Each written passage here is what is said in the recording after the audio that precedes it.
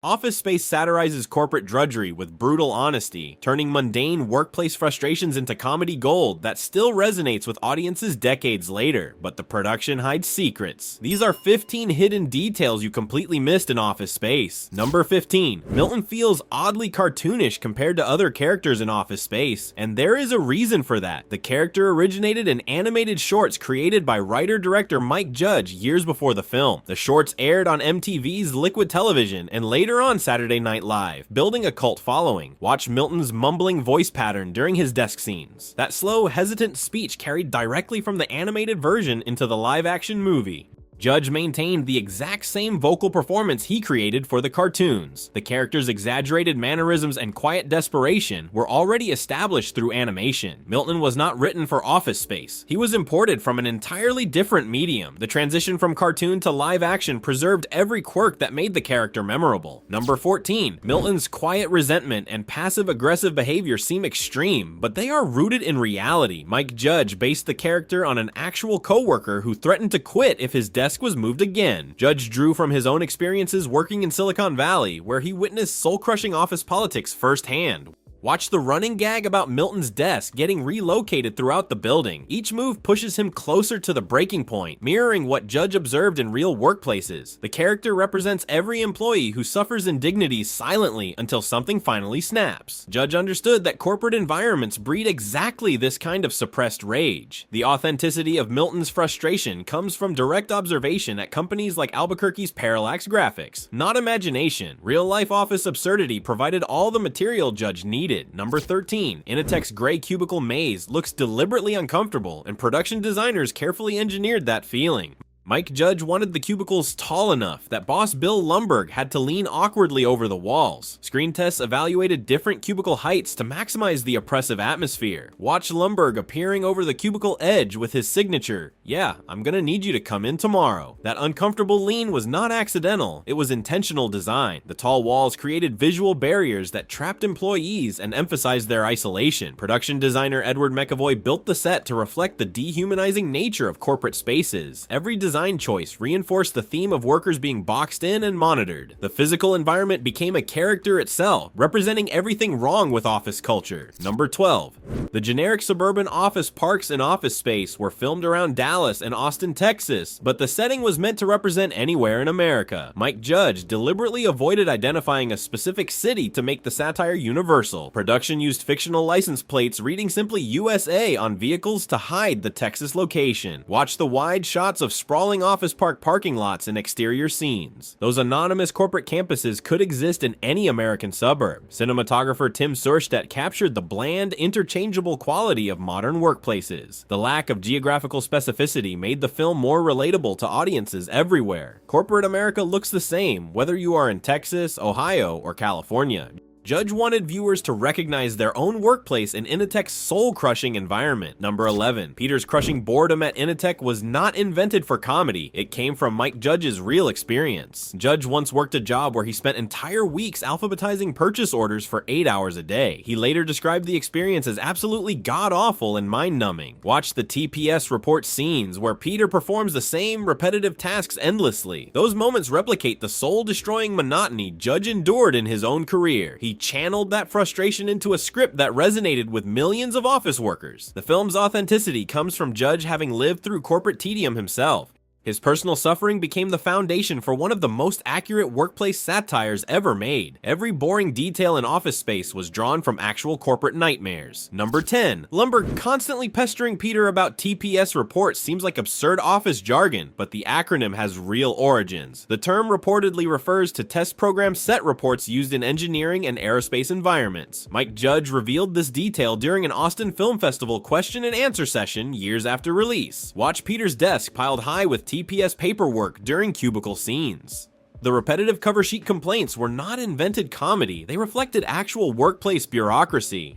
Judge worked in engineering before his entertainment career, giving him intimate knowledge of technical documentation requirements. The joke works because people in similar industries immediately recognize the tedious reality. What sounds like nonsense to general audiences is painfully familiar to Texas Instruments engineers. Judge weaponized real corporate vocabulary to create his satire. Number 9. The consultants mispronouncing Samir's last name creates one of the film's most uncomfortable moments, and part of it came from improvisation. Actor John C. McGinley recalled that the line, "Naga, Naga, not gonna work here anymore anyway," was not in the original script. Watch the awkward pause during the firing scene where the consultants stumble over the pronunciation. McGinley and his scene partner Paul Wilson created that moment spontaneously during filming. Mike Judge recognized the improvisational gold and kept it in the final cut. The uncomfortable fumbling perfectly captures how consultants dehumanize employees during layoffs. Improvisation allowed the actors to find authentic awkwardness that scripted dialogue might have missed. Sometimes the best comedy emerges when performers respond naturally to a scene's dynamics. Number 8. The running gag about Michael Bolton sharing a name with the singer includes a memorable insult that almost did not make it into the film. The original script contained a different insult referencing the singer, but studio executives at Fox rejected it as too harsh.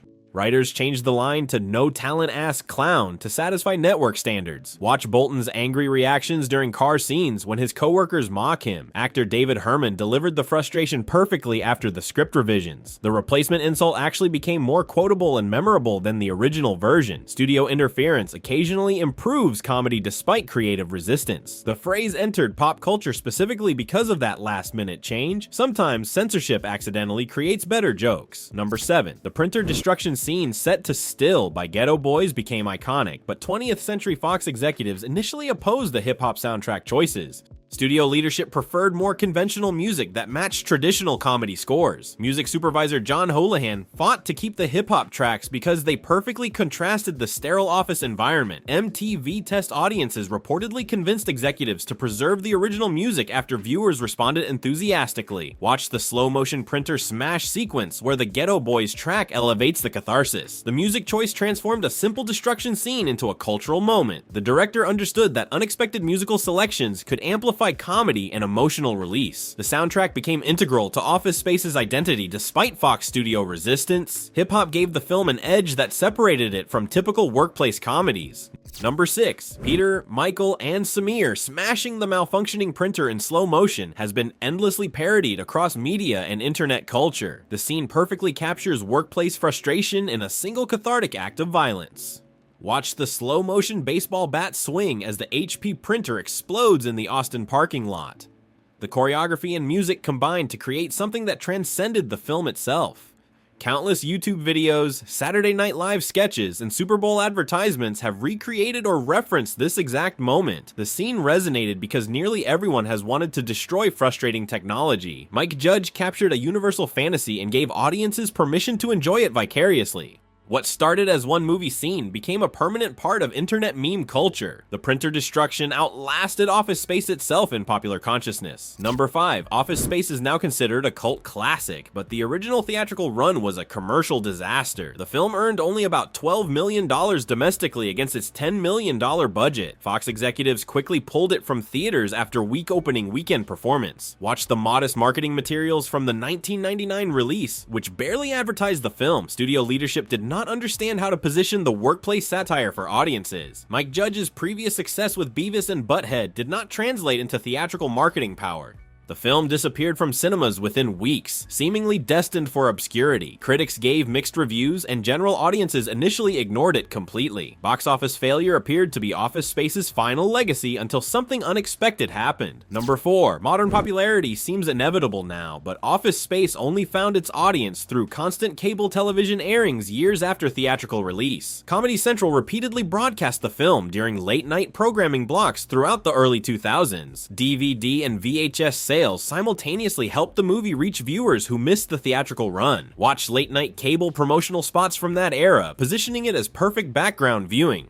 The film's quotable dialogue and relatable workplace humor worked perfectly for repeat viewing. Home video formats and cable exposure created the cult following that theaters never delivered. Mike Judge and 20th Century Fox Home Entertainment watched the satire find the right audience through the right medium. What failed in American cinemas succeeded spectacularly on television and home formats. Cable repetition transformed a flop into a cultural touchstone. Number 3. Joanna's mandatory flare buttons at the Tchotchke's restaurant scenes satirized real workplace policies, and the satire reportedly influenced actual businesses. The film's mockery of forced enthusiasm allegedly prompted restaurant chains like TGI Fridays and Bennigan's to reduce mandatory flare requirements.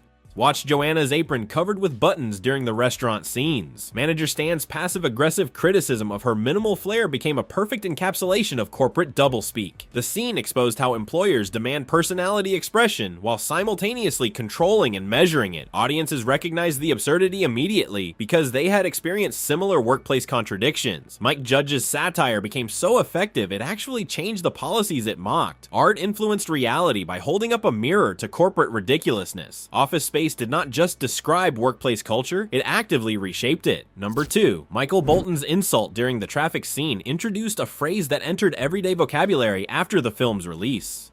The term ass clown became widely popular specifically because of Office Space and its Comedy Central ubiquity. Watch Bolton shouting the insult during the gridlock scene when his frustration peaks. David Herman's delivery made the phrase memorable and infinitely quotable. The term spread through internet forums, workplace conversations, and eventually mainstream media outlets like ESPN and CNN. Language adoption proved the film's cultural penetration even when box office numbers suggested failure. Mike Judge created a phrase that outlasted the movie itself and entered the common lexicon. Comedy's lasting impact often comes through the phrases audiences adopt and repeat. A single improvised insult became part of how people communicate frustration decades later. Number 1. Peter refusing to work after hypnosis seems like pure comedy, but critics have compared the story to Herman Melville's 1853 short story Bartleby, the Scrivener. Both narratives feature office workers who respond to work requests with passive refusal and quiet resistance. Melville's Bartleby famously replies, "I would prefer not to" when asked to perform tasks, mirroring Peter's post-hypnosis apathy. Watch Peter calmly ignoring Lumbergh's instructions after his therapy session break through. The philosophical parallel suggests Mike Judge created literary satire disguised as workplace comedy. Both stories examine how corporate environments strip away human dignity and autonomy. Judge's film secretly continues a satirical tradition